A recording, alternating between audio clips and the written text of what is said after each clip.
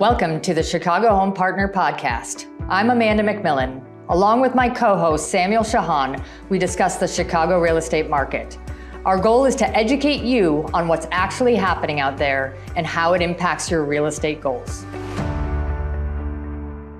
We're back. Welcome to our annual market report, I guess. This is our special feature. This is our one time a year where we put ourselves on the chopping block. Our special feature, our market report, essentially, where we go back, we look at all the predictions we made at the beginning of 2023.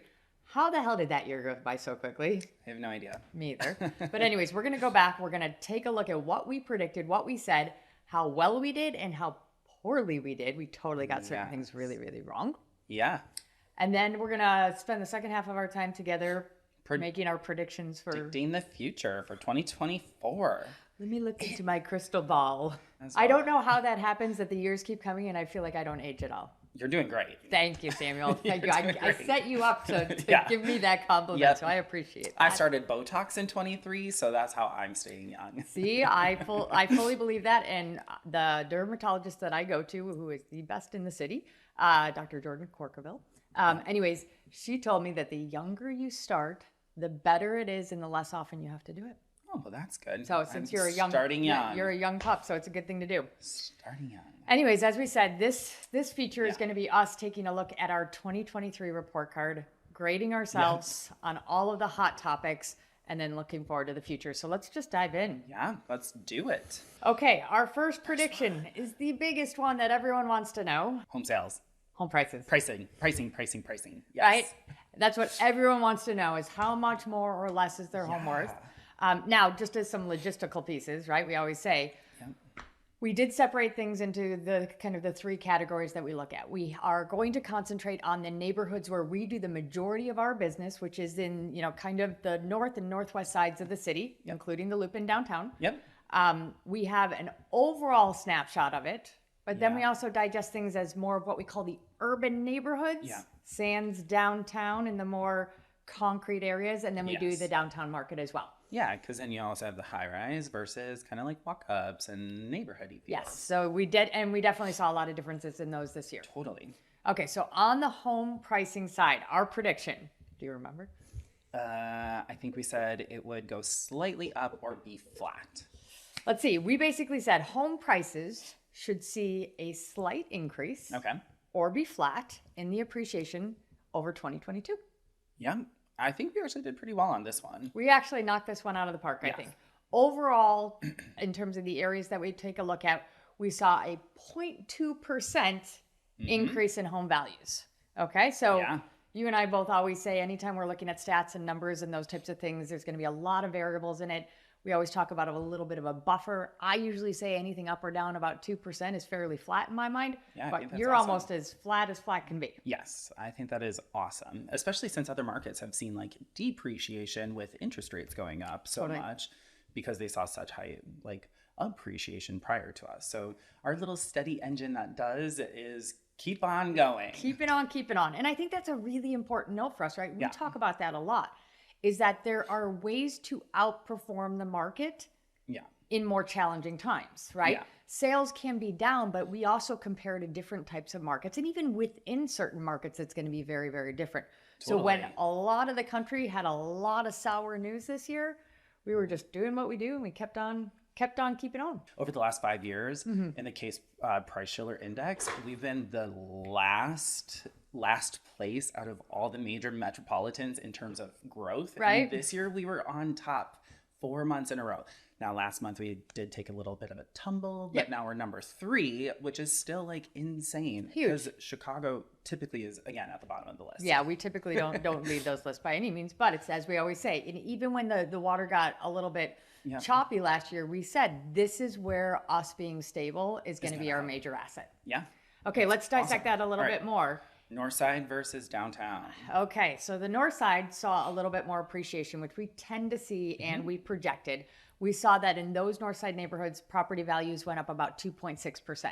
Fine number, right? Yeah, absolutely fine. When the market is more challenged, we're doing things a little bit tougher to see that steady appreciation, which is great. Yep. We had a lot of challenging news come out in the middle of the year. We weathered a lot of storms, and to still end up ahead, which is what we thought we were going to see, is a good thing. Yeah.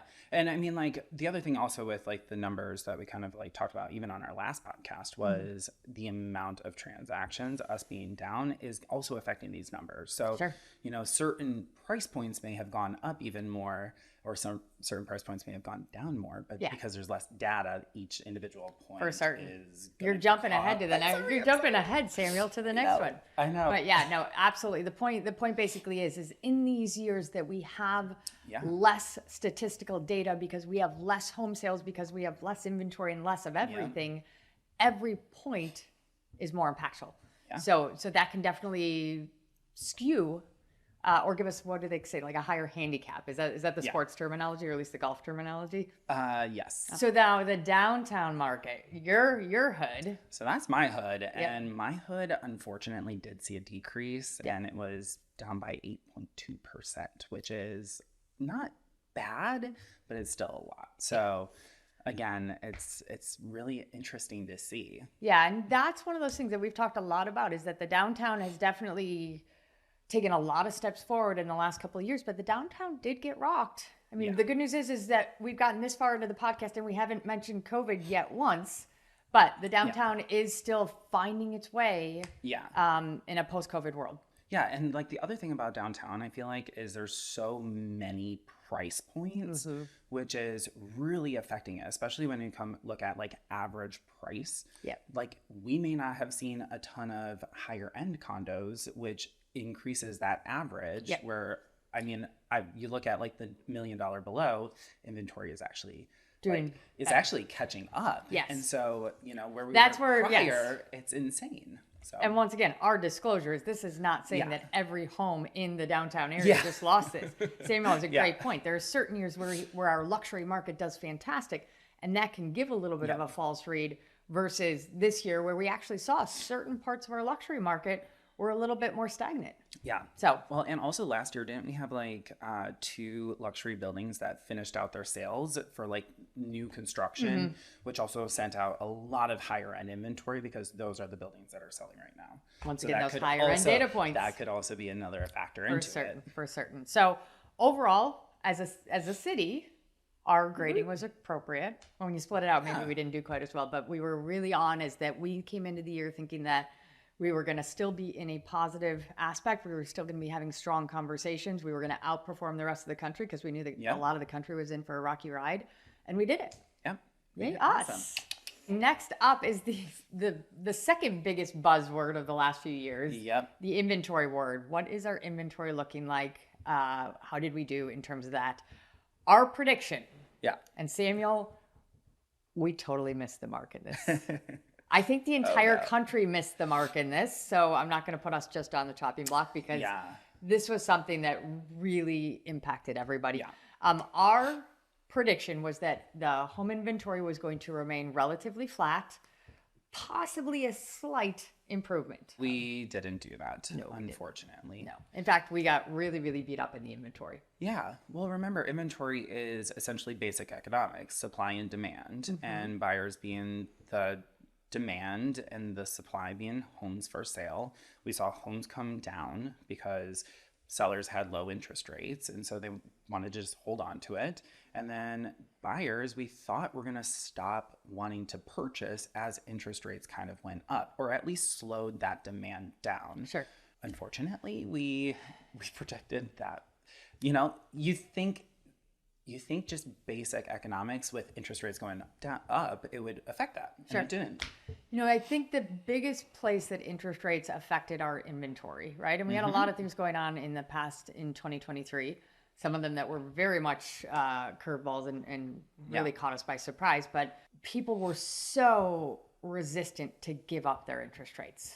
They were so resistant to, well, we'll make this property work just a little bit longer. We can squeeze it out one more time. So there were a lot of people that if they didn't have to move, sure, it felt comfortable to stay in their 3% interest rate versus looking at a 7.5%, 8% interest rate. That's a big difference. Some of them, it was because they couldn't afford the move up house, right? Yeah. They just couldn't afford that aspect. I also had a large sector of my clients that they wanted to play the market a little bit. They wanted to hold on to whatever they had because of the interest rate and to keep that As a rental. cheap money as a rental. And those were people that had never really thought about having a real estate portfolio at all. But that way they felt like they were still keeping that. They weren't losing that cheap money as they moved on to their next property, which once again, it's a phenomenal strategy for people. But when it comes to our inventory, if that's not coming back on the market, the inventory is hurt. Yeah. Now, overall, our inventory in all of the neighborhoods was down 25%. Which made sense. I mean, like, if you look at the last 3 years that we've really had, each year, normally what you see pre-pandemic is inventory goes up in our seasonality. So like winter months, we typically go up to 5 to 6 months of inventory. Now we like kept low in that winter months the last 3 years and have still gone down. And so, yeah. Well, and that's the thing is we have to remember a couple different points to that. That's 25% less than last year. And we were down 25%. We didn't have enough last year. So there's two sides of that. Number one, it's really drastic. But on the same token, we have to understand that smaller number differences make a bigger impact, just like we were saying in terms of that. But we had 25%. In fact, I can remember times in this particular market where I pulled the inventory for every one of our sellers before we go on. And there was a moment of this past year where I was looking for a 2-bedroom, 2-bath in Bucktown to show comparisons to a seller. And that particular market, when I was looking, was down 53% in terms of inventory based on the year before. Yep. That's huge, and that in itself, I would say the inventory has so much more to do with how the rest of the market really prevails.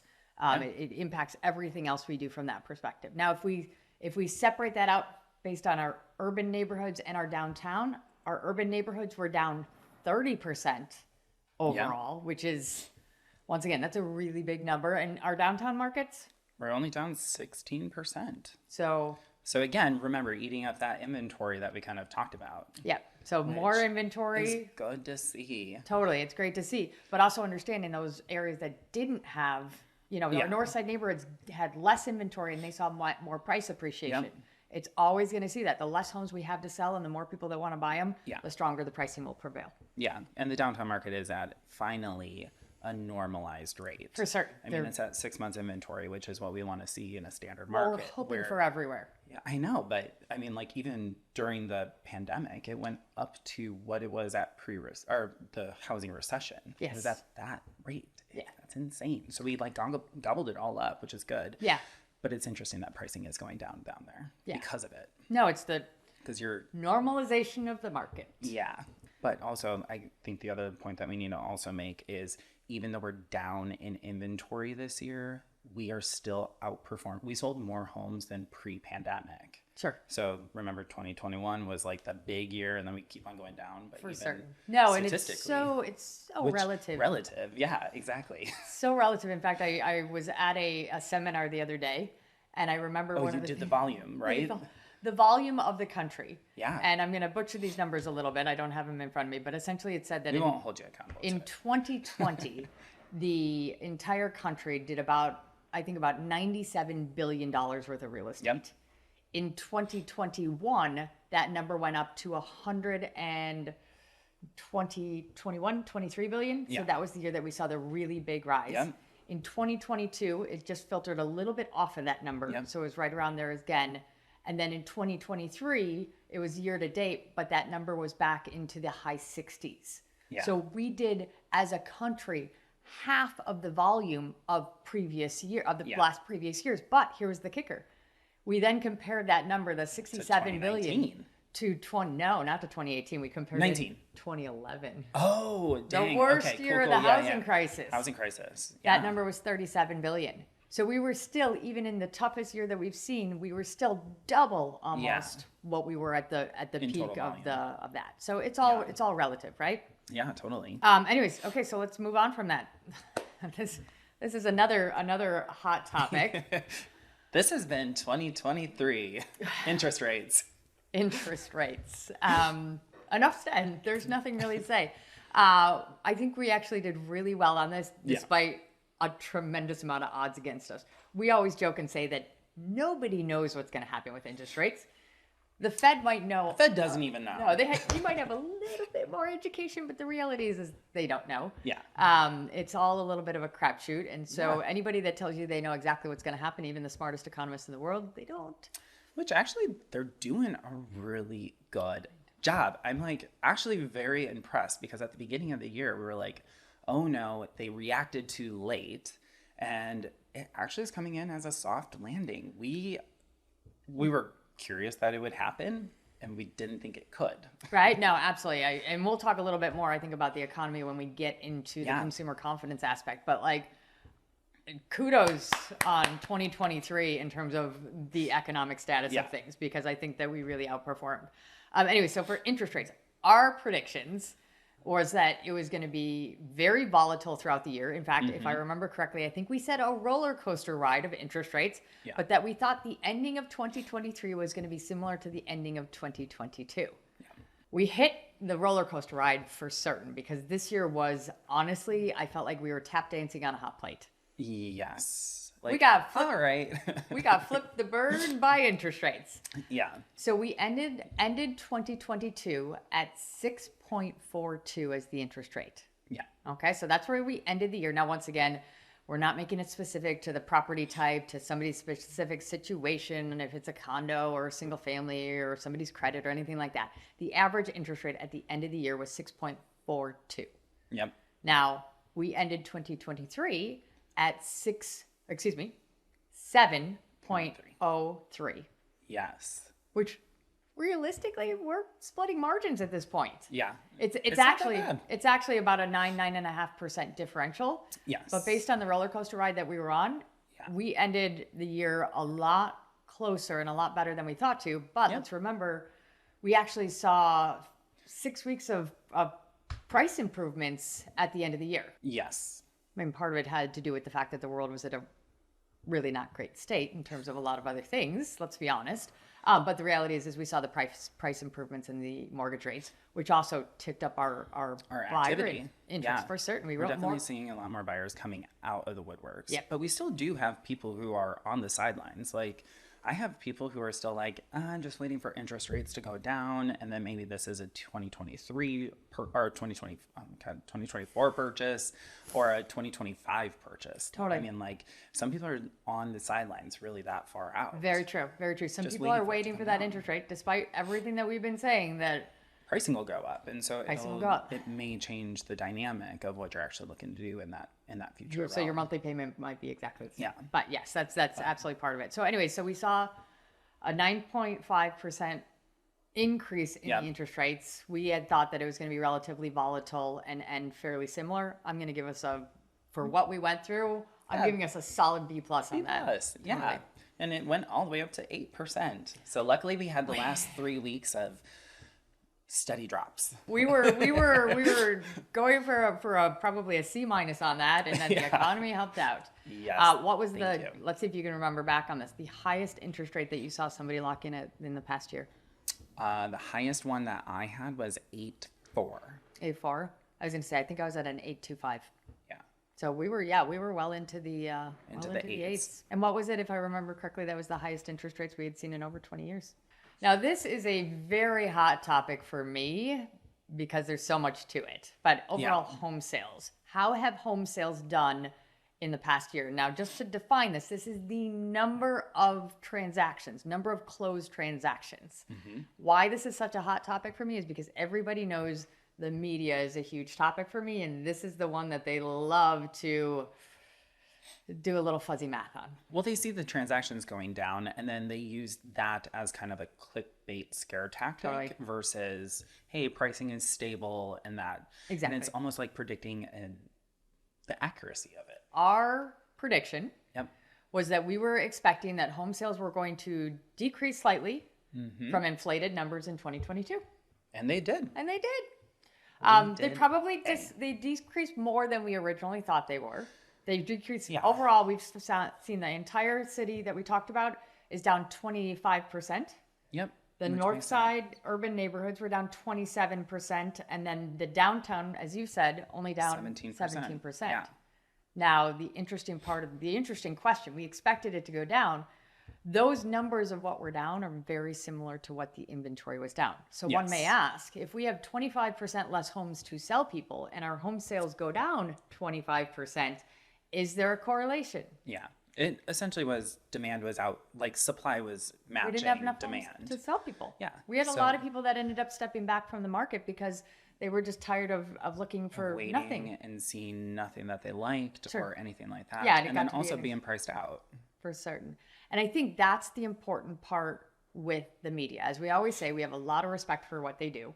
Their motives are going to be different than ours. Their motives are They're a business as they're well. a business. They're selling ad space, which is totally fine. But if their story is that home sales are down 30% in Bucktown, they're probably not going to tell you in the big bold print that we had 27% less homes to sell people. Which in Yes. theory, when you think about it that way, And that price was stable. so when you think about So it that it's way, it's full story. It's a full story. But overall, we were correct. We just, once again, we were slightly off because we missed the mark on inventory. And by missing the mark on inventory, we just didn't know that the home sales were going to go down. But we saw the direction that we expected because we knew that so many home people had changed their housing environments in 2022 that was a natural thing that was going to happen in the year. Yep. Days on market. So last year we said that days on market will increase. Because we How thought did yeah. we Again, thought demand was going to go down a little bit because we thought inventory was going to. So if you thought inventory was going to like slightly uptick, of course we're going to think the days on market is going to, just because it's going to have a little bit of a lag. Yeah. But by losing the inventory, we lost that as well. Yeah. Created frenzies in a lot of ours. I mean, like it was super competitive still. Yeah, especially in the first Especially in half of the year. spring. Especially in the first half of the year, right? We saw a ton of seasonality in what we did. We did have some very, very heated multiple bids.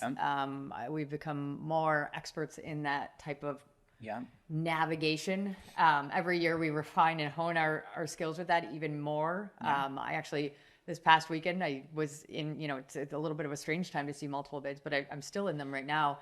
And I feel like our skill set in them is really, really strong in terms of finding creative ways to appeal to buyers, to appeal to the seller situation and just trying to separate yourself from the pack, which is something that we're obviously trying to do. But it's interesting to think about if our inventory wasn't so decimated, that the market dynamic would have been very different, in my opinion. Like, super different. We would have been 100% at the end of the day.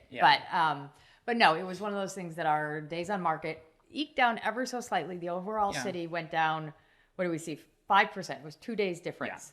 Last year, it was 36 days on average overall city. This year was down to 34. So pretty much a wash on that. We saw very, very similar. The north side neighborhoods went down 1 day. There was a 1 day differential. Okay. Crazy. Which it actually was low to start with. Yes. I mean, 28 days, like in the scheme of, I mean, again, Under 30 days is low. What are As an average. 30 years of real estate between us too? No, 40 years. I was going to say 40. I appreciate 40. you making me Dang. younger than I am. Okay, so 40 years of real estate experience between the two of us. This is I've never seen days on market below 30 days. No. Ever. So the north side neighborhoods. Then meanwhile, fact that- the downtown neighborhood's going to be a little bit higher. But it still went down. It went down 14%. It was originally it was originally 61 days last year, and it went down to 52 days, which once again shows that positivity downtown. Yeah, I mean, like even in the spring market when we had a couple of transactions down there, all of them were in multiple offers. Certain price points for certain price points. Yeah. And that's also the other story about kind of days on market is there are multiple stories behind it. Yes. There are people who were overpricing their properties and it languished on the market. We saw that. We saw continuous price reductions, especially in the second half of the year. And it's what we said. When we sat here a year ago and we said, if we deal with any inventory issues, for the majority of the market, there are definitely offsets of this market, but the majority of the market, because we don't have enough homes to sell people, if you are ever going to err on a pricing or a valuation, err on the more aggressive side and let the market figure it out.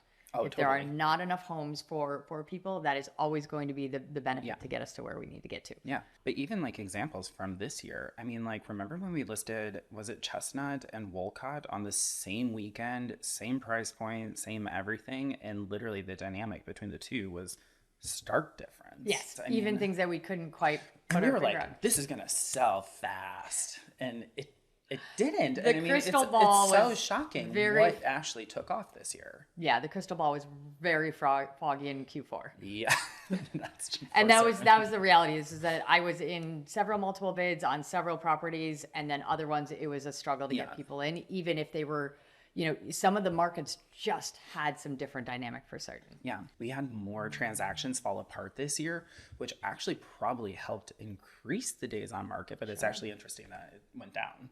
I mean, like you would think. No, it's a great point.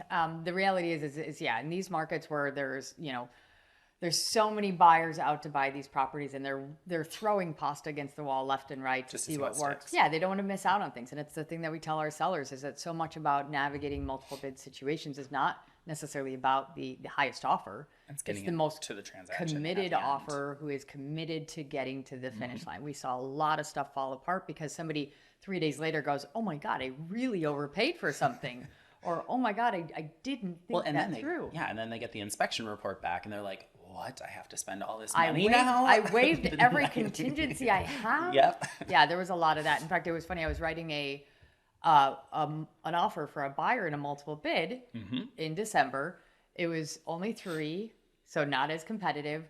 But it was one of those things that I knew our offer wasn't as competitive, but my cover letter to the agent so much relied on the fact that these guys weren't putting forward a number that they were going to be scared about in 4 days or 5 days. They weren't doing all these things that they may be looking at in other offers because we had so talked through it, hoping that having a seller really kind of read through and understand, like, okay, they're putting forward what they're absolutely committed to. And maybe we have a shiny offer over here, but maybe there isn't the amount of traction with it. So yeah.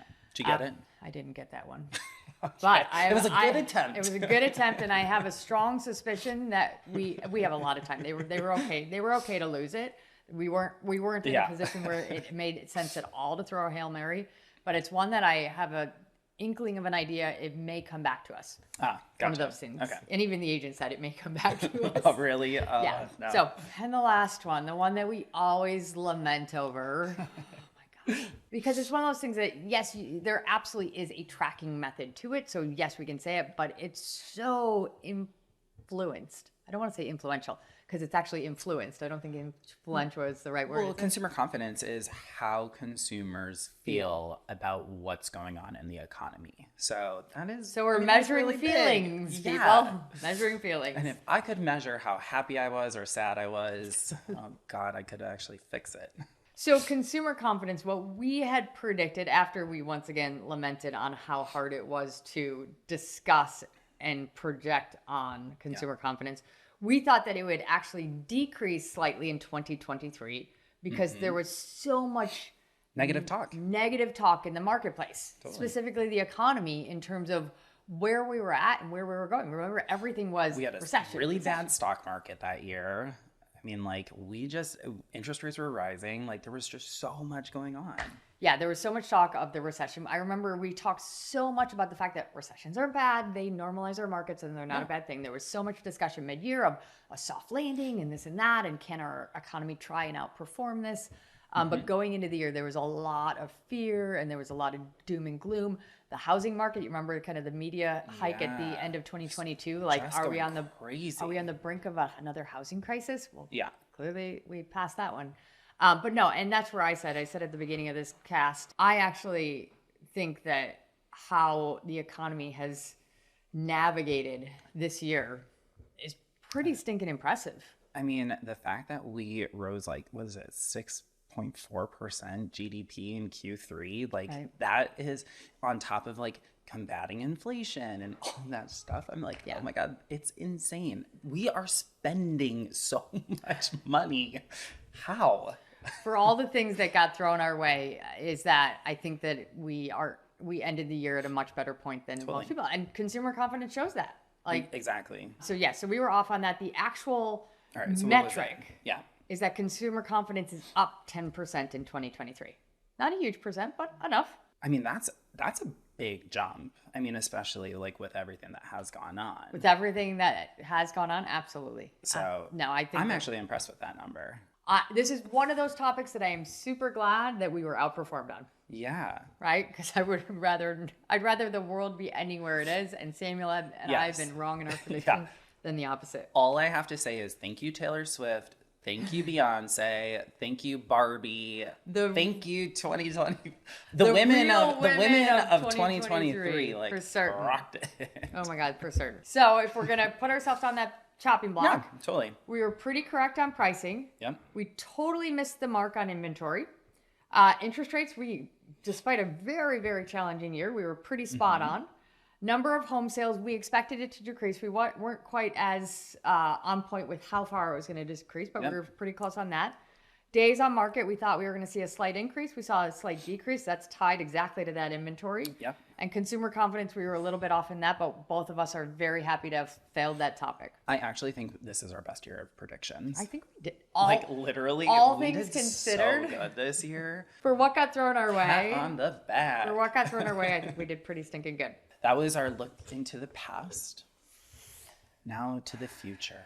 I feel like I should light some incense or something. So 24 is going to be a presidential year. So let's start off with that. So there's going to be kind of something that we're throwing into the ring already, and it's going to be a hostile, I think. So remind me, how many markets have you been in with presidential elections? This is my fourth. Yeah, fourth. I'm going on my sixth. Yeah.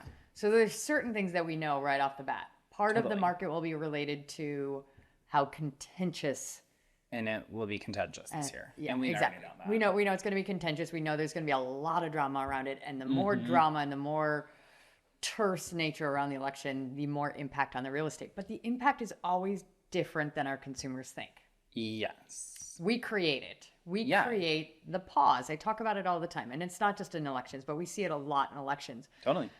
Samuel and I will spend probably the 3 months specifically leading up to the beginning of November being faced with the number one question of how will which candidate winning impact the real estate market? Yes, that is always the number one question every year. And the answer is very simple. It won't. It won't. It won't. People don't like to hear that. It could, right? As we say, it could longer term. Yeah, it may have a dent in that fall market or that winter market, like where it slows down, but then it normalizes. Right? You may have a slower December, but no, realistically, we always say that the immediate results of the election will have minimal impact on the actual market. Yeah. But where the impact will be is that 3 months or so leading up to the market where everyone is obsessing on that answer. When people come to us and they ask us that, it means that they're overthinking that reaction. By overthinking that reaction, they're immediately creating the pause. They're pausing their real estate decisions to try and find out more of what they think is going to happen. And that pause can actually have some impact. Yeah. So a lot of our thought process will be based on knowing that that's coming. Yeah, putting it in. So let's start with home pricing. Home-pricing. Where do we think this is going to end up at? Home pricing in 2024. So based off of those pieces, I think that we will see a positive spring.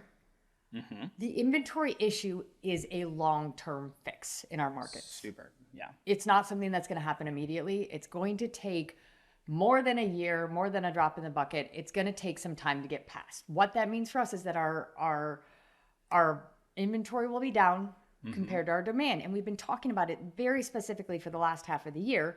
As those interest rates start to come back, as they start to get a little bit better, alleviate, we will absolutely see more and more buyers come. Yeah. So if we have more buyers come, the market in the spring should be relatively strong.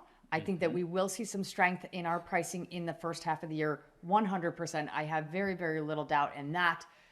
And I am fairly consistent in my thought process that in the second half of the year, there will be a lot of pause. There will be a lot of kind of tenseness. Yeah. I think we're going to see a lot of stalemate, so to say. Totally.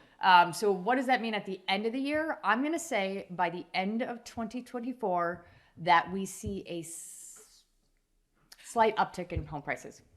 But I think we're going to see more of an increase up front, but I think it's going to be pulled back.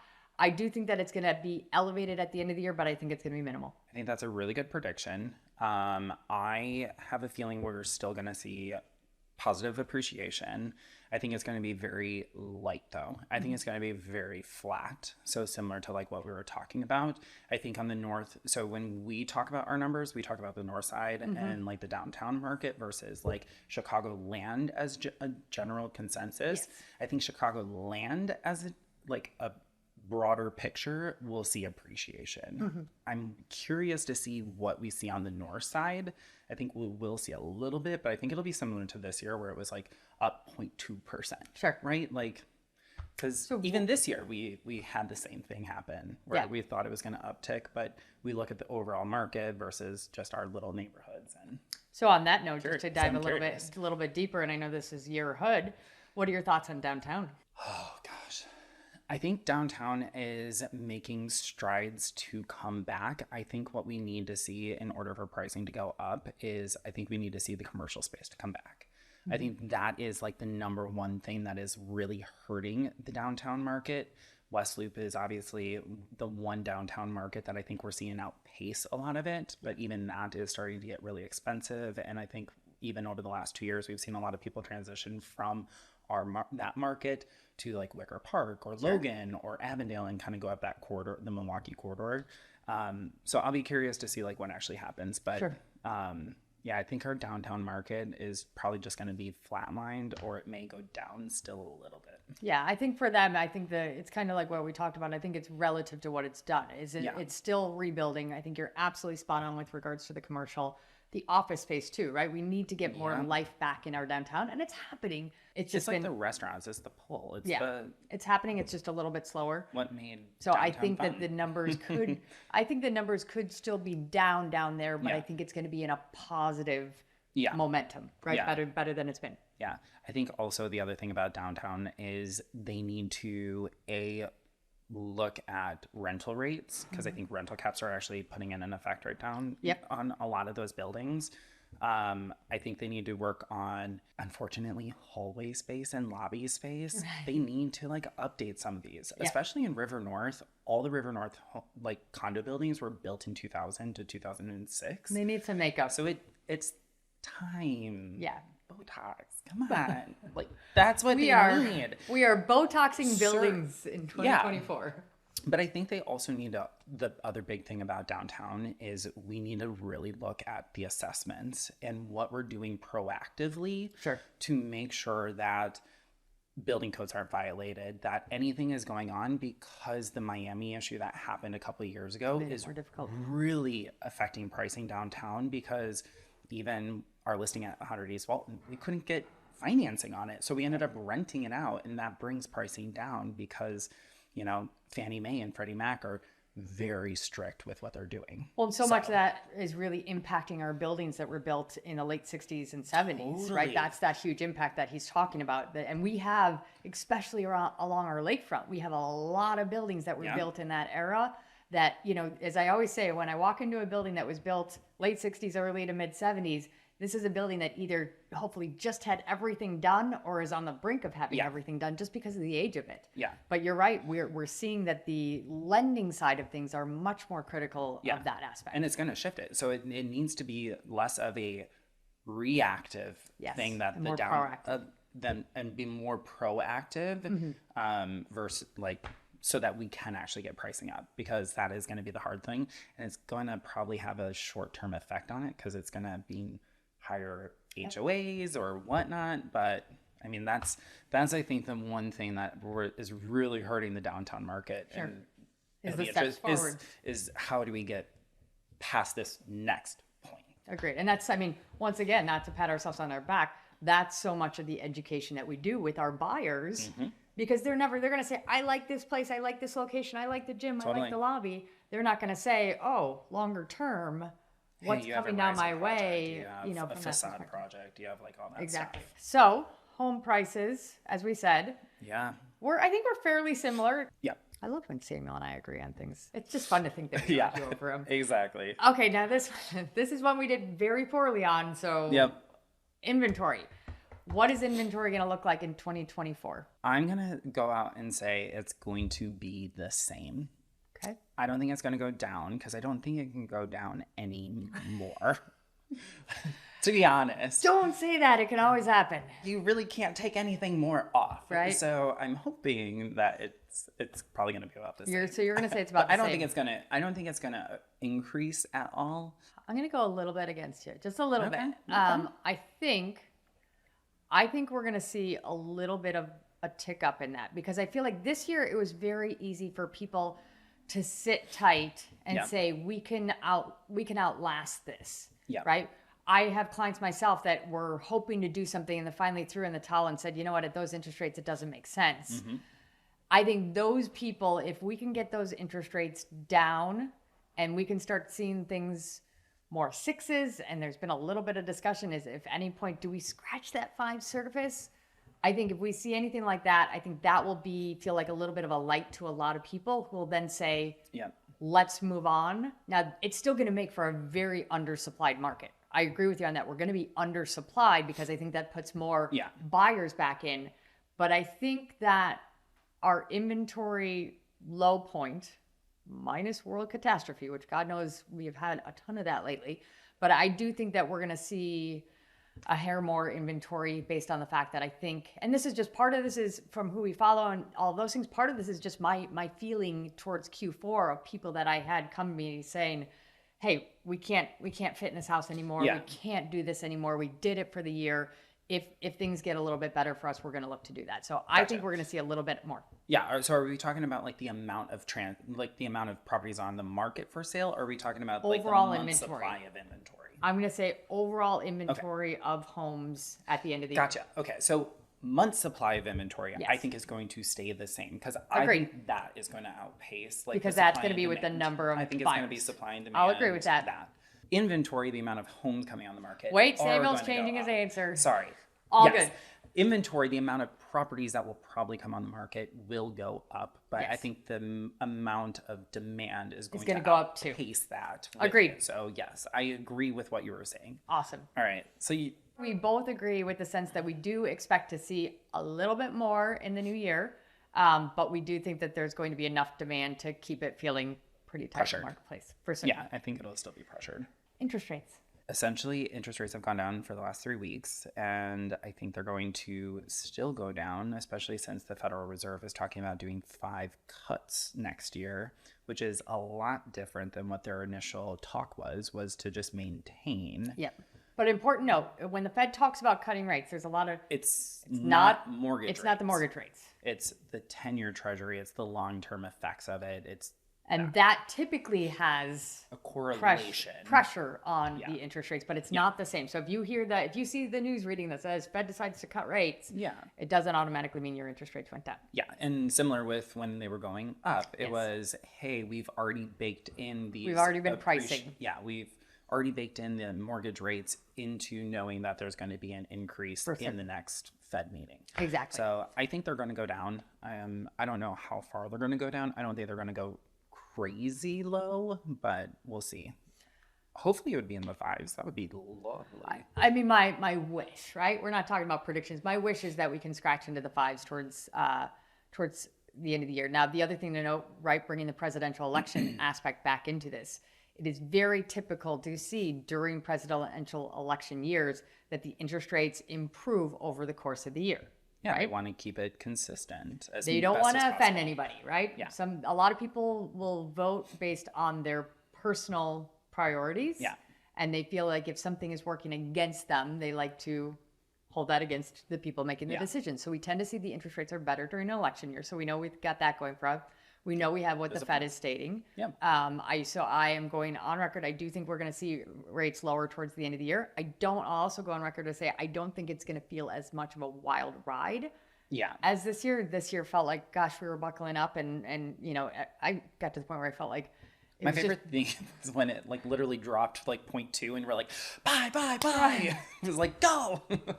There were moments that I felt like all of the podcasts that I listened to on the interest rates, it sounded like the Charlie Brown teacher. Yeah. Because it was like, like it felt, I felt numb to it at certain points of this year because it was so reactive and I had to keep my own heart pressure at a normal spot. But I don't think it's going to be as reactive. I think it's going to end up more beneficial for people. I feel very positive that we're going to get down to the low 6s.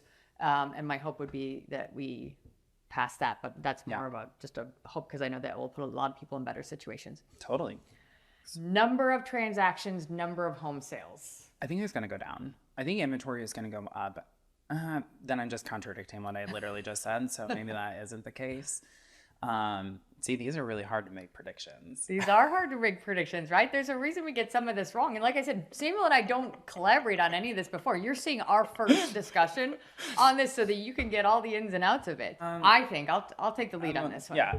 I think that we're going to see the number of home sales tick up with the inventory ticking up. So if we can get that inventory to tick up a little bit, because we know we're still going to be undersupplied.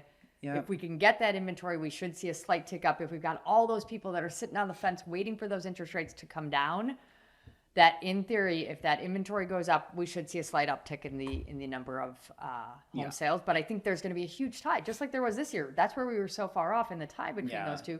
Plus, we know that this past year was a little bit slower for those things.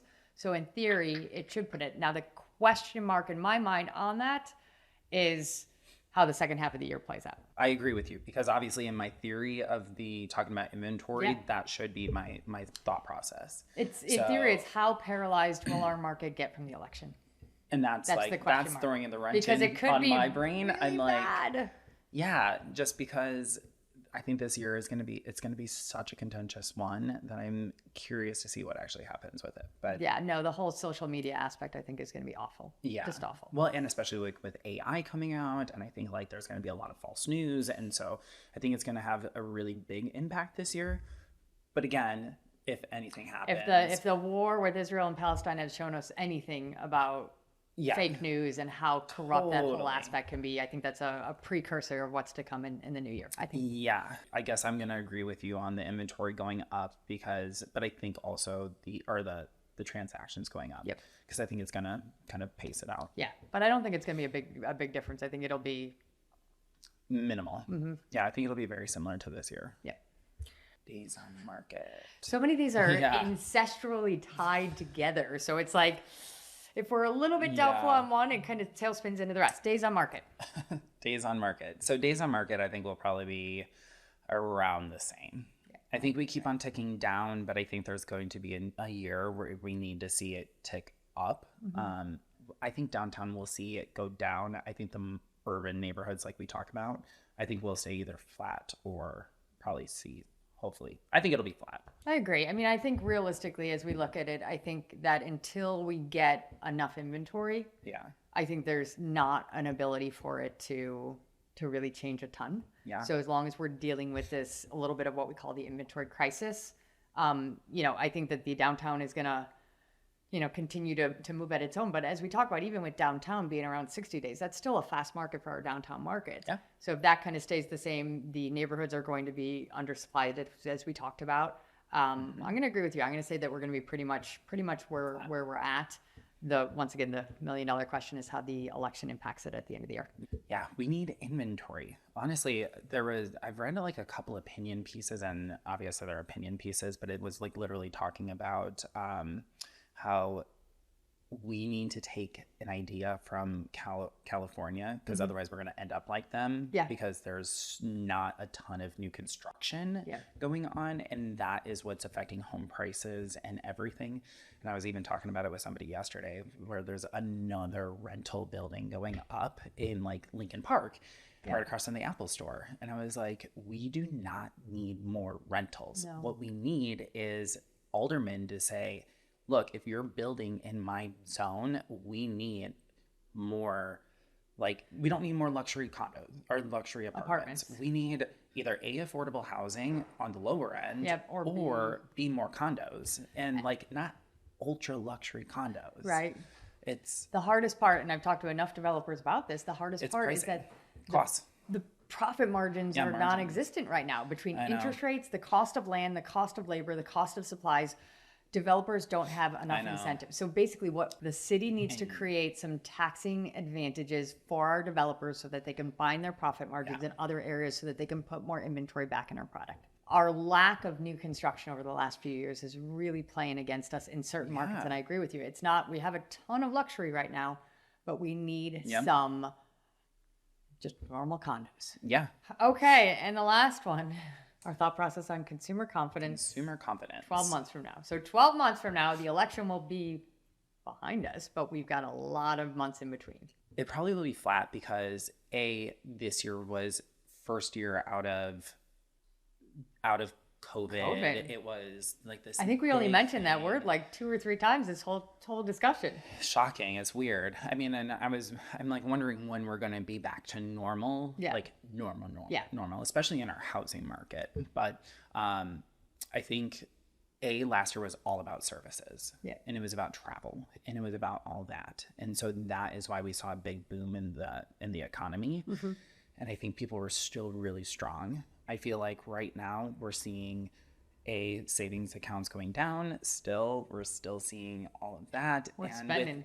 With inflation, I think what happened last year is really going to affect what's going on this year. And then with the presidential election, I just think there's going to be a lot of uncertainty because of the contentiousness of it. So even the people who are, again, we talk about the people who don't listen to the media, right? They're going to somehow see the media no matter what. And so I think you can't hide from it anymore. You can't hide from it in a presidential year. And so I think that's going to have the ultimate effect with it. So it'll be curious to see, but I'd probably say it's going to be flat for this beginning of the year, maybe down towards the end. So my thoughts on consumer confidence, it's obviously, we're just finishing up a very heavy, very terse year, a lot of world events. We're on the brink of an election year, which no matter how we shape it is going to be very intense. We've already talked about how social media will strengthen the voices of the candidates and create a lot of confusion for a lot of people. We've seen how AI is going to impact that. And I think that that's going to be an interesting thing to monitor as we get through the year.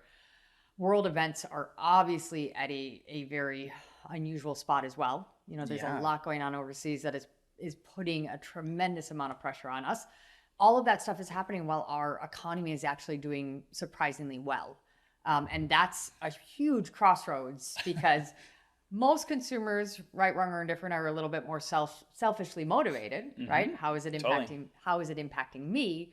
But we're saying things are being impacted while we're at the tip of what's going to have a lot of things thrown at us. So I'm going to go on a little bit of a ledge here and say that I think that the two at the end of the year will balance one another. Yep. Is that all the negativity, which would tend to bring our confidence down, will counterbalance how our economy tends to do. And I think that there's a bit of a light at the end of the tunnel. I think this past year was a really strong year for our economy. I think it set us up to be doing well things. And so between the two, world events versus the economy, and the election, insert eye roll here, I think that we're going to be at a very similar point with consumer confidence. Yeah. Okay, so let's wrap it up so we have it all in one place. Okay. Home prices. What did I say again? Home prices, wrapping it up. We both said that we thought that we were going to see a slight increase in home prices. Or flat. You said or flat. I said slight increase. So slight increase or flat. Inventory, the amount of homes on the market are going to go up. We both think they're going to go up, not substantially. The month supply of inventory will hover around the same. Because we're going to have more demand as well. Yeah. Interest rates, we both agreed that we are going to see them go down in the new year. The question is how much? We definitely both agreed into the 6s. Totally. The question is can we scratch that surface lower? The number of home sales, we both said that they were going to be even, which is going to outperform what we saw. So we're going to see pretty much even in terms of the number of home sales. And I think we both said maybe a little bit up if that inventory goes up. Yeah. Days on market, we both said that they were going to remain pretty flat. And then downtown would be a little bit lower.